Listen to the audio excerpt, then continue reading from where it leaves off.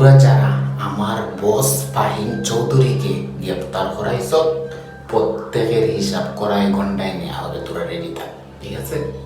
মানে আমাদের বস ফাহিম চৌধুরী যখন বাংলাদেশে ইন করছে, মনে হচ্ছে যে বাংলাদেশের নতুন কোনো প্রধানমন্ত্রীর আগমন হয়েছে। মানে একদম ফুলাফাইন সাথে নিয়া সাতকুলা গাড়ির মধ্যে বৈশা যেভাবে গেছে, ঠিক আছে?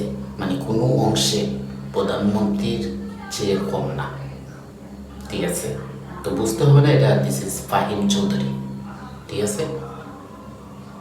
তো আমার কষ্ট হচ্ছে, দুঃখ হচ্ছে যে তোরা যারা বাইকে মিছিল মিটিং করে, ঠিক আছে, চাঁদগুলো আকাশের মধ্যে বসিয়ে গাড়ির মধ্যে বসিয়ে নিয়ে গেলে বাইকে তোরা বাড়িতে পৌঁছানোর কথা ছিল বাইয়ের, ওই জায়গার মধ্যে তোরা বাইকে জেলে পৌঁছাইয়া।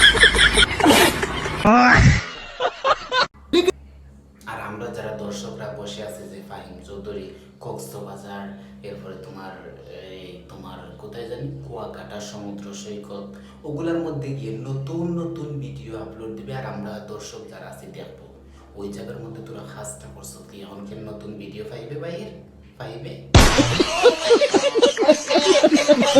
মানে এমন ধরনের মানুষ আছে আমাদের সমাজে যে চতুর্দিকে থাকার চেষ্টা করে, মানে হে যে অপরাধী সেটা বোঝার কোনো কুদরতই নেই, ঠিক আছে? তা আমরা চাই আইন শৃঙ্খলা বাহিনীকে বিনত অনুরোধ করব, সুষ্ঠু তদন্ত করে যদি ফাহিম চৌধুরী অপরাধী হয় তাহলে শাস্তি দেওয়া হোক, আর যদি অপরাধী না হয় তাকে খালাস দেওয়া করা হোক।